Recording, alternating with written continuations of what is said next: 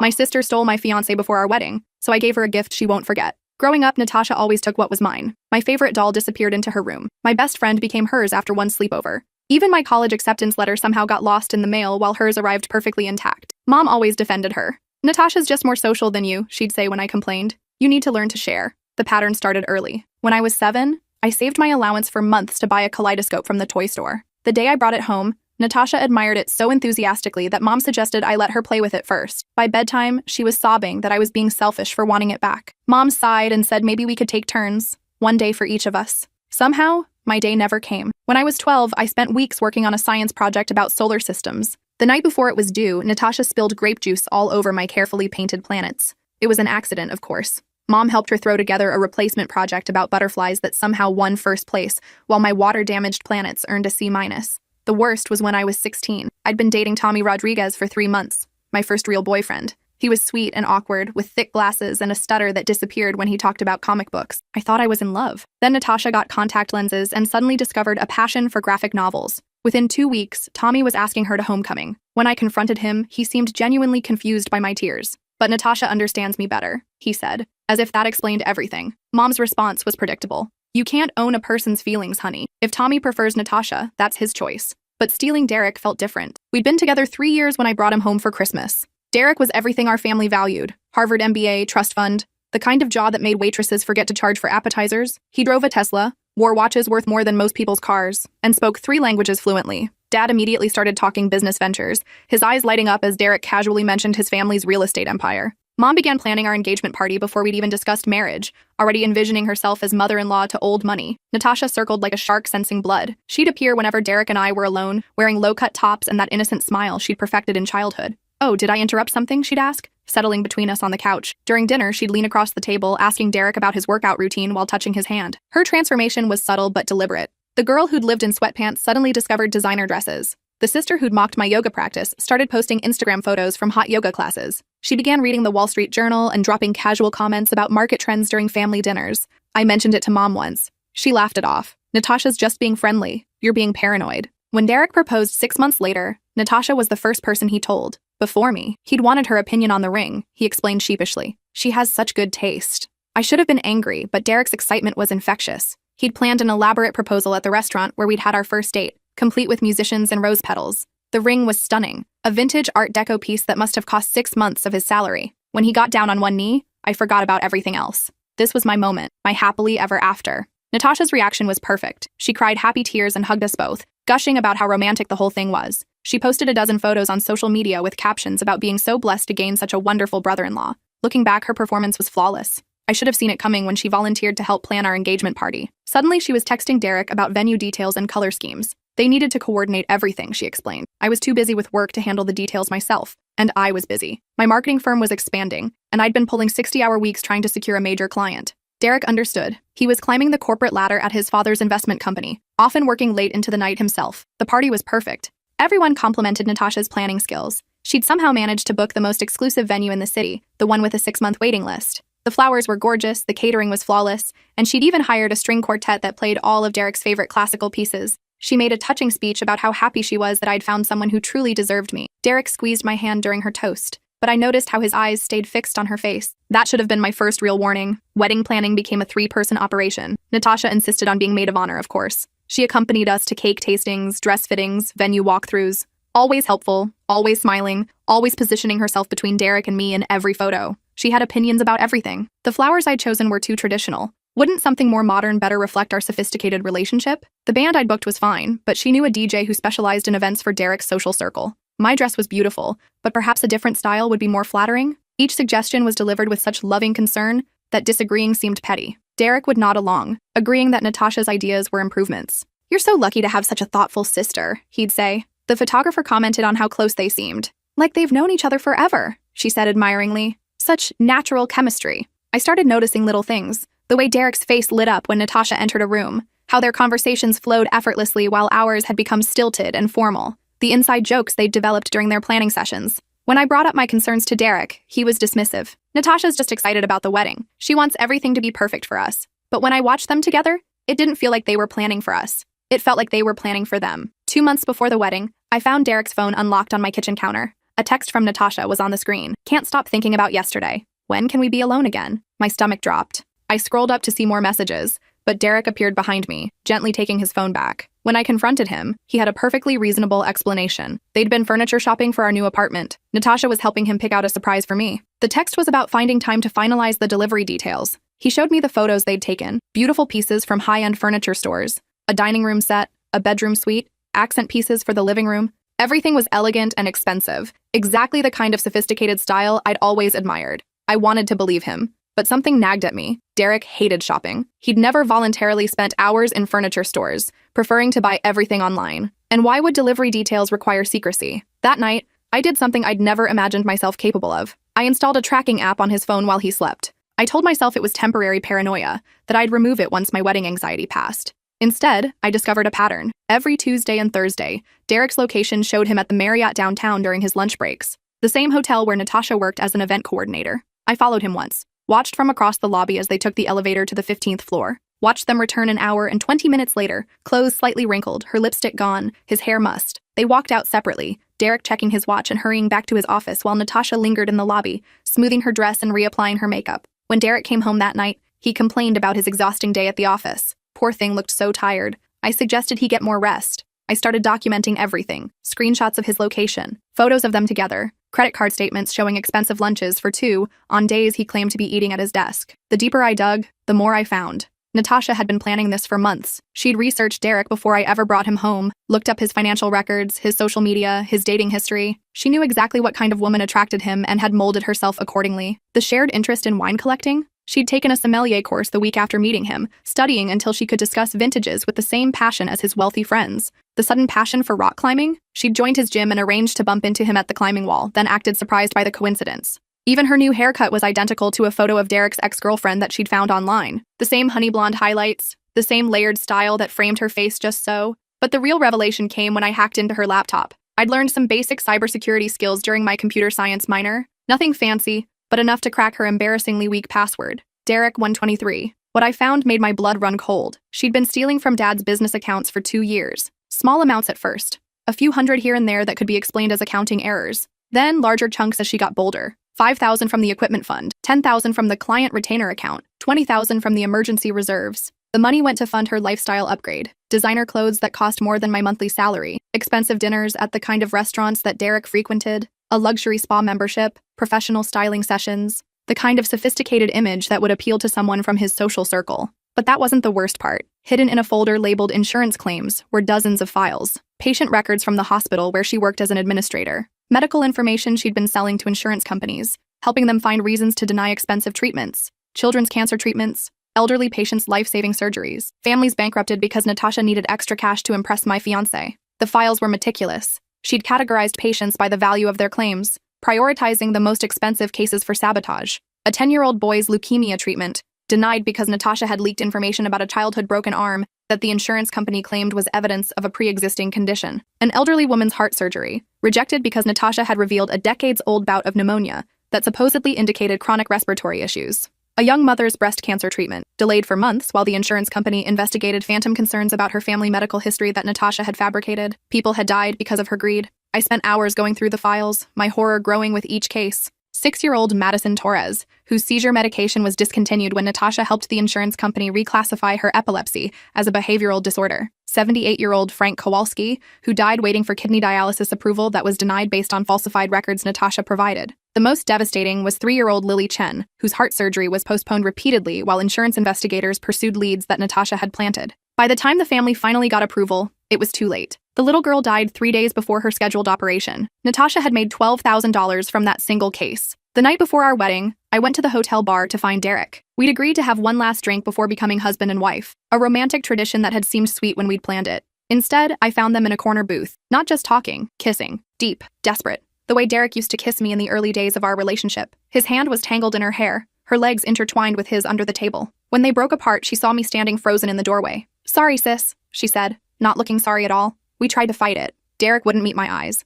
"This doesn't have to ruin anything," he mumbled. "We can still be family." "You planned this," I said quietly. "Both of you." Natasha shrugged, her expression shifting from fake remorse to cold satisfaction. "Sometimes things just happen. Love can't be controlled." Derek nodded eagerly. like she'd given him permission to stop feeling guilty. We never meant for it to go this far. But when you know, you know. How long? I asked. Derek shifted uncomfortably. It's not what you think. 6 months. Natasha cut in, her voice matter of fact, since the engagement party. We tried to stay away from each other, but the connection was too strong. She was lying. Based on my surveillance, it had been going on much longer. But even 6 months meant they'd been betraying me through most of our engagement. You could have just broken up with me, I said to Derek. Why go through with the wedding planning? He finally looked at me, and I saw something that made my stomach turn. Guilt? Yes, but also calculation. We didn't want to hurt you. And the wedding was already planned. Deposits paid. He'd been worried about losing money. Natasha leaned back in the booth, completely relaxed now that the truth was out. We thought maybe we could find a way to make it work. You deserve to know that Derek's heart belongs to someone else before you make a terrible mistake. The concern in her voice was perfectly performed, but her eyes were triumphant. I walked away without another word.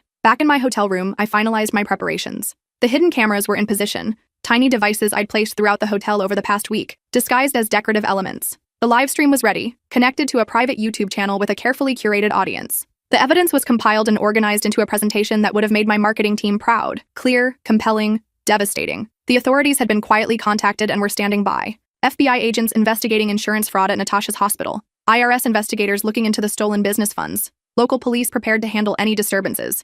I'd also reached out to a few key journalists, sending them just enough information to pique their interest without revealing my full strategy. This wasn't just about exposing them. It was about ensuring the consequences matched the scale of their betrayal. The next morning, while our guests gathered in the chapel, I was in Natasha's bridal suite. She was getting ready to make her announcement, how they'd realized they were soulmates, how love couldn't be helped, how everyone would understand eventually. She'd even picked out an outfit, a soft pink dress that made her look innocent and vulnerable, pearl earrings borrowed from mom, minimal makeup that emphasized her natural beauty, the kind of look that would make people sympathize with her impossible situation. She'd rehearsed her speech, I realized, watching her practice expressions in the mirror, the trembling voice of a woman torn between duty and desire, the apologetic smile of someone who never meant to hurt anyone. That's when I handed her the gift. A beautifully wrapped box with a silver bow, tied with ribbon that matched her dress. Something I made specially for you, I said, my voice steady as glass. She opened it eagerly, probably expecting some passive-aggressive trinket, maybe a picture frame with our childhood photos or a piece of jewelry with a hidden barb. Instead, she found a thick folder of documents. Her face went white as she flipped through the pages. What is this? She whispered. Evidence. I replied calmly. Every single thing you've done. The first section contained bank statements showing how she'd been stealing from Dad's business accounts. Transaction by transaction, I'd traced every theft. The money trail led directly to her personal accounts, then to luxury purchases designed to attract Derek. Designer handbags purchased the day after major thefts. Expensive jewelry bought with funds stolen from employee pension contributions. A luxury vacation to Napa Valley, funded by money meant for Dad's medical insurance premiums. The second section had screenshots of her social media messages. Not just to Derek, but to his business partners, my ex-boyfriend, even our married cousin's husband. A pattern of seduction and manipulation stretching back years. Messages to my college boyfriend. Miss our late-night conversations. Think we could meet up sometime when she's not around? Flirtations with Derek's colleague. You're so much more interesting than the other men in your office. We should grab drinks. Even attempts to seduce my high school boyfriend during his engagement party to someone else. Remember how good we were together? Some things never change. She'd been systematically targeting every man in my life, not out of attraction, but out of spite. But the third section was my masterpiece. Medical records from her abortion 3 months ago. Not Derek's baby. She'd been careful about that. The father was actually her married boss, whose wife happened to be mom's tennis partner. The man whose law firm was handling Dad's expansion deals. The man whose wife would divorce him the moment she learned about the affair, taking half his assets and leaving Dad's business deals in ruins. She'd been planning to pin a fake pregnancy on Derek after the wedding, create the perfect family drama where she'd reluctantly confess to carrying his child, forcing him to choose between duty and desire. It was elegant in its cruelty. The medical records showed she'd terminated the real pregnancy to avoid complications with her fake one. Cold calculation disguised as romantic sacrifice. How did you get these? She asked, her voice shaking. I've been watching you for years, I said. You're not nearly as clever as you think. The hotel keycard to Derek's room that went missing last month? I'd cloned it before reporting it lost, giving me access to plant surveillance equipment. The private investigator Dad hired to vet Derek's finances? I'd paid him double to investigate our family instead. The pregnancy test you thought you'd hidden so well? I'd planted a camera in the bathroom months ago, along with devices in your bedroom, your car, and your office. Every secret, every lie, every manipulation, documented and verified. But the fourth section was what made her hands start trembling. Patient files. Dozens of them. Children denied cancer treatment because Natasha had sold their information to insurance companies. Elderly patients whose claims were rejected based on pre-existing conditions that Natasha had leaked. 8-year-old Miranda Santos, whose chemotherapy was delayed for 3 months while insurance companies investigated her medical history, giving her cancer time to spread. 72-year-old Robert Chen, who died waiting for heart surgery approval that never came because Natasha had flagged his case as potentially fraudulent. 28-year-old Jessica Williams, a young mother who couldn't afford her breast cancer treatment after Natasha helped her insurance company find reasons to deny coverage. A detailed accounting of every bribe she'd taken, every life she'd endangered, every family she'd destroyed for money, her medical certification, her hospital employment, her freedom, all hanging by a thread that I held in my hands. But there was more. A fifth section that made her face go completely pale. Emails between Natasha and Derek's business partner, discussing how they could manipulate Derek into bad investments once they were married, how she could use her position as his wife to access his family's financial information,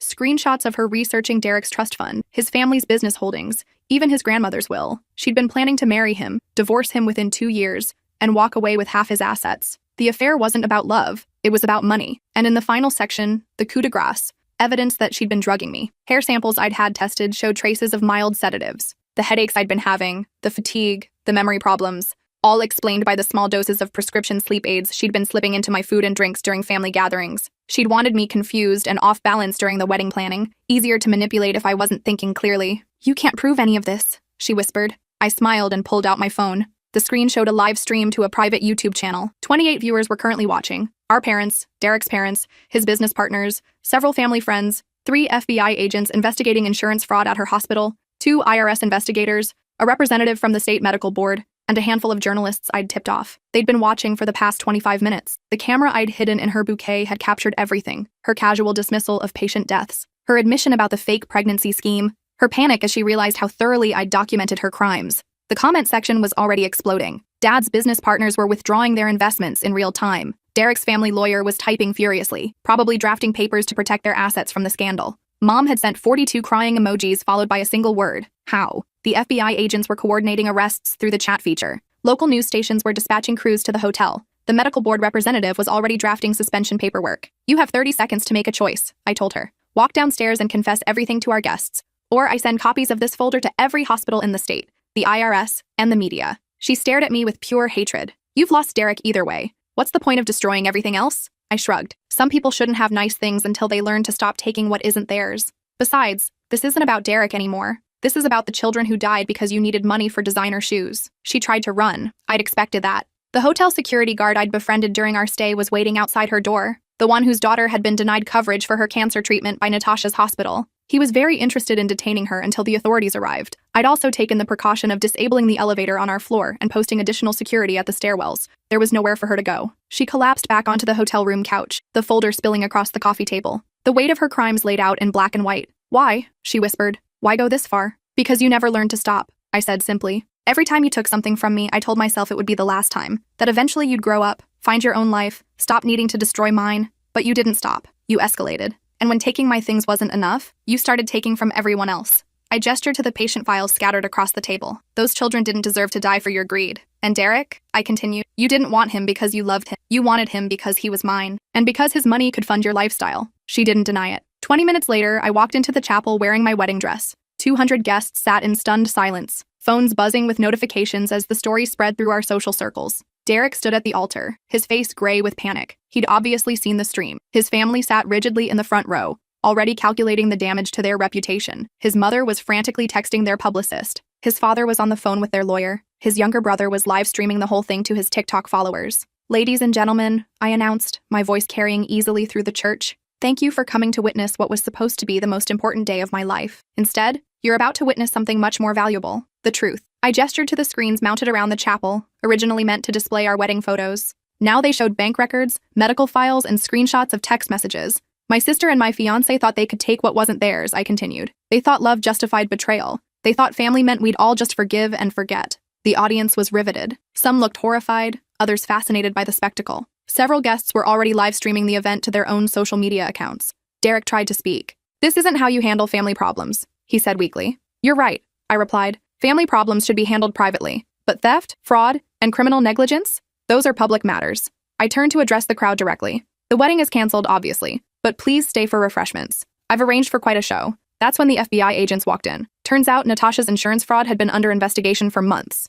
My evidence just gave them everything they needed for an airtight case. The agents had been waiting in the hotel restaurant, sharing mimosas with our wedding guests while monitoring the live stream. As they led Natasha away in handcuffs, she screamed at me through the chapel doors. "This is insane! You've ruined everything over a stupid man." I smiled and waved. "See you at the trial, sis." The guests erupted in chaos, Half were filming everything, turning our family scandal into viral content. The other half were frantically texting, trying to distance themselves from the unfolding disaster. Derek tried to approach me as people began filing out, murmuring excitedly about what they'd witnessed. "Can we talk?" he asked desperately. "We can work through this." I laughed, genuinely laughed, for the first time in months. "Derek," I said gently, "you just learned that your girlfriend is a federal criminal, and your main concern is whether we can still date. That tells me everything I need to know about your character." I handed him a small wrapped box, his wedding gift. Inside was a single document, a non-disclosure agreement he'd signed during our engagement, agreeing not to discuss my family's financial affairs with outside parties. Except he'd violated it repeatedly, sharing confidential information with Natasha that she'd used to steal from Dad's accounts. The penalty clause was quite steep, 7 figures plus attorney fees. "My lawyer will be in touch," I said, kissing his cheek goodbye. But I wasn't finished. As Derek stood there processing his financial ruin, I addressed the remaining guests one final time. "For those wondering about wedding gifts," I said cheerfully, "all donations will be redirected to the Children's Cancer Ward at Memorial Hospital, specifically to fund treatments for patients whose claims were denied due to information leaks." The irony was beautiful. Natasha's victims would benefit from the generosity intended for her celebration. The media descended within hours. The story had everything: romance, betrayal, corporate fraud, medical corruption. By evening, it was trending on every social platform. I gave one interview to a local reporter, keeping my comments brief and factual. "Justice has been served," I said. "Some people shouldn't take things that don't belong to them." 6 months later, I got a letter from Natasha in federal prison. She'd been sentenced to 15 years for fraud, racketeering, and contributing to the deaths of patients whose treatments were delayed or denied. The letter was 9 pages of rage, blaming me for destroying her life over petty jealousy. She still didn't understand. The families of children who died because of her actions had testified at her sentencing, parents who'd watched their babies suffer while insurance companies found excuses to deny care. The judge called her crimes particularly heinous because they targeted the most vulnerable members of society. Her medical license was permanently revoked. The hospital faced a class action lawsuit that bankrupted their insurance company. The ripple effects of her greed touched hundreds of lives. I wrote back with a single sentence: "Some people shouldn't take things that don't belong to them." Derek declared bankruptcy and moved back in with his parents. His trust fund was seized to pay the NDA penalty. His business collapsed when his partners learned about his connection to the scandal. He tried calling me once, drunk and pathetic, claiming I'd overreacted, that I'd destroyed multiple lives over a simple affair. I hung up and blocked his number. The wedding venue sued him for breach of contract. His ex-girlfriend from college wrote a tell-all article about his pattern of emotional manipulation. His younger brother cut contact, embarrassed by the association. Dad's business survived the scandal. Barely. The stolen money was recovered through Natasha's asset forfeiture, though the reputation damage took years to repair. He finally learned to appreciate the daughter who'd actually been protecting the family all along. He also instituted new financial controls and hired an independent auditor. Trust, but verify became his new motto. Mom went through therapy to understand how she'd enabled Natasha's behavior for decades. She sent me a long letter apologizing for dismissing my concerns and always taking my sister's side. The therapist helped her see that her favoritism had been a form of emotional abuse, that constantly minimizing my feelings had taught Natasha that my needs didn't matter. I forgave her eventually. The hospital where Natasha worked faced federal oversight and had to implement new security measures for patient information. 23 employees were fired for participating in the fraud scheme. The CEO resigned in disgrace. 3 separate law firms filed wrongful death lawsuits on behalf of families whose loved ones died due to delayed or denied treatments. The settlements totaled over $80 million. Derek's boss, Natasha's married lover, lost his law license and his wife divorced him, taking half his assets as I'd predicted. Dad's business deals survived because I'd quietly moved them to a different firm months earlier. Always thinking ahead. The story became a case study in business schools about corporate fraud and family dynamics. Netflix bought the rights and turned it into a limited series that won 3 Emmy Awards. I consulted on the script to ensure accuracy, though they changed our names and some details for legal reasons. The actress who played me did an excellent job capturing my calm determination during the wedding confrontation. Last month, I married someone new. A kind, honest man who laughs at my dark sense of humor and thinks my revenge was brilliant rather than terrifying. At our reception, he gave a toast to my wife, who taught me that the best relationships are built on mutual respect, trust, and the healthy fear of what happens when you betray someone who's smarter than you. Our guests laughed nervously. They had no idea how serious he was. But the real victory came 2 years after Natasha's conviction. The children's ward at Memorial Hospital sent me a photo. Dozens of young patients who'd received treatment thanks to the fund established in my sister's name. Kids who might have died if insurance companies had continued denying their claims.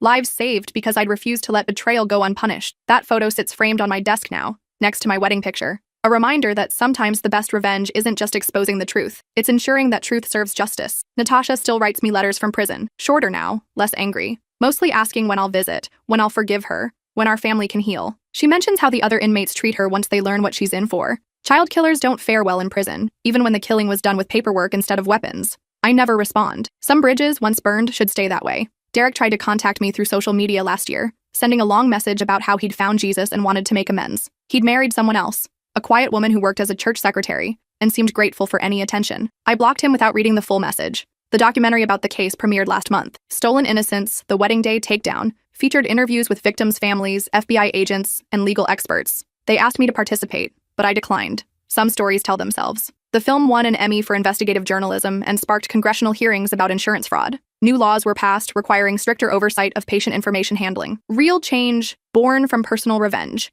My new husband and I are expecting our first child next spring, a daughter according to the ultrasound. We've already set up a trust fund for her education and future, one with multiple safeguards and oversight mechanisms. Trust, but verify. Sometimes I wonder what would have happened if I just walked away that night in the hotel bar. If I'd called off the wedding quietly, taken some time to heal, moved on with my life, Natasha would still be stealing from patients. Children would still be dying from denied treatments. Derek would still be manipulating women and violating confidentiality agreements. Evil thrives when good people do nothing. I may have lost a sister and a fiancé, but I gained something more valuable. The knowledge that I'm capable of protecting the innocent when it really matters. The private investigator I'd hired to look into our family became a good friend. He told me that in 30 years of investigation work, he'd never seen someone so methodically document their own family's crimes. Most people, he said, would have stopped at the affair. But you kept digging until you found the real evil. That's the difference between revenge and justice, I realized. Revenge stops when you feel better. Justice stops when the world is safer. And sometimes, that's enough. 5 years later, I received an unexpected visitor at my office.